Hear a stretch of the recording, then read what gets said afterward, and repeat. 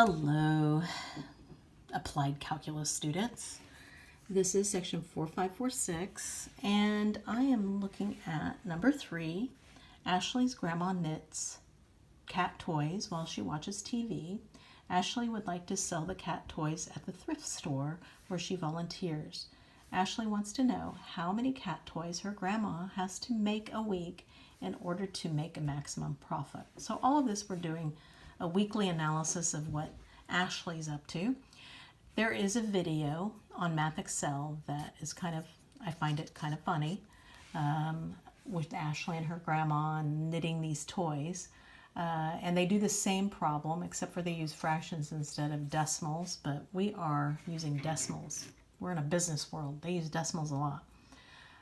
So it says A, it costs $15 a week to keep grandma's room heated and her cable paid. Ashley pays her grandma $20 each week for making the toys, and it costs $3 for the yarn for each toy. Note that grandma only has time to make 50 cat toys a week. Create Ashley's cost function and give the appropriate domain. So let's take a look at this. I looked at all of what was going on. The weekly cost, so it's $15 for grandma's room and cable. $20, that's what she's paying grandma a week.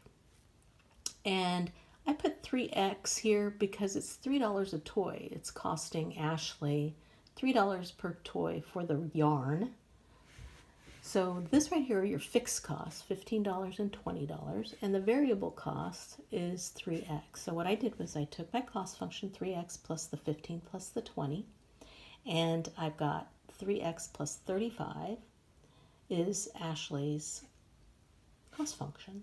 Now there's a domain that's being asked, and it is 0 less than or equal to x less than or equal to 50, only because that's the most that grandma can make.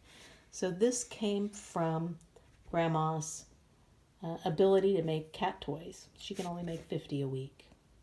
All right, so that's part A. Part B, and we're trying to maximize profit here. So we weren't given anything, just information. And this first part is about the cost. So we're going to need a revenue function as well, because remember, profit is revenue minus cost. So this one's a cost, and B is about the P, the demand. One week, Ashley put a price of $9 for the cat toys and sold 10 cat toys. So they're kind of expensive. The next week, she charged $7.50 and sold a lot more cat toys, 25 cat toys. Assume a linear model and create Ashley's demand function. All right, so I know Ashley put a price of $9 and only sold 10. Then she lowered the price to $7.50 and sold 25. I put this into the calculator. You can pause this and see if you do your linear regression and get this negative 0.1x plus 10. Now you come back, and I'm writing P equals negative 0.1x plus 10, and that's my demand function.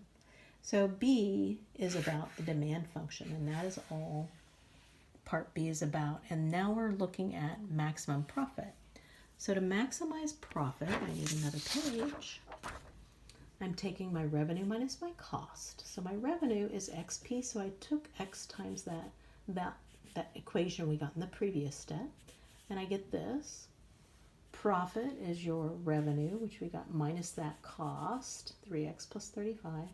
And I got this.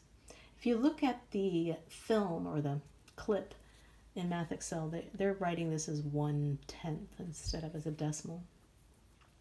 So we want to maximize this. Finally, we got to our profit function. Take the derivative, so bring the 2 in front, got a 7, set it equal to 0, make sure you get this, pause this, make sure you get a 35. And we're looking for the maximum profit, so I'll plug the 35 into P, and I got 87.5. You're going to plug it into little p, the price, and get 6.5. So I wrote it up.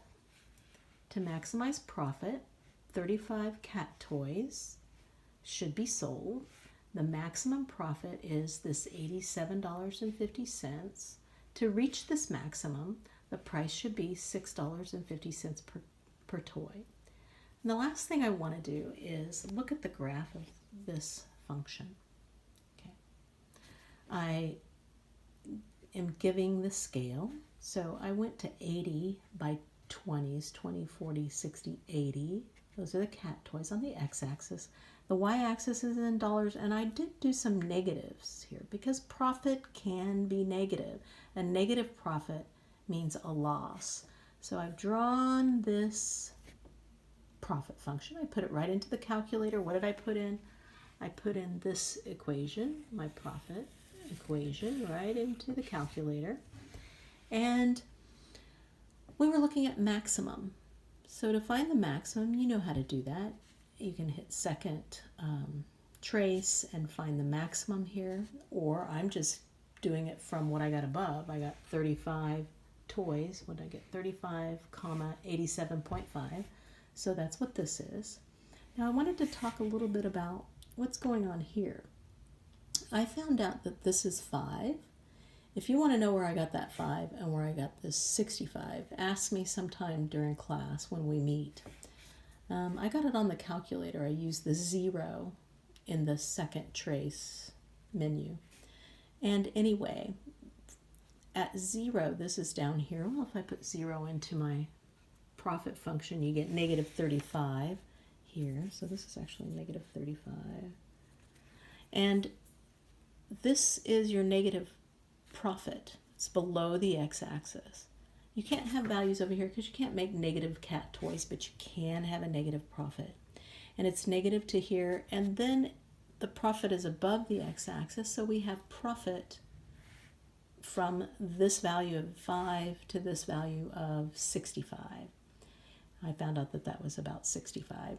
And then we've got negative again. And negative profit just means that Ashley's operating at a loss. And the last thing is when the profit is 0, recall that that's when revenue is equal to cost. When profit is 0, those are break even. So this company will break even at 5 and 65 toys. All right, so I will see you later.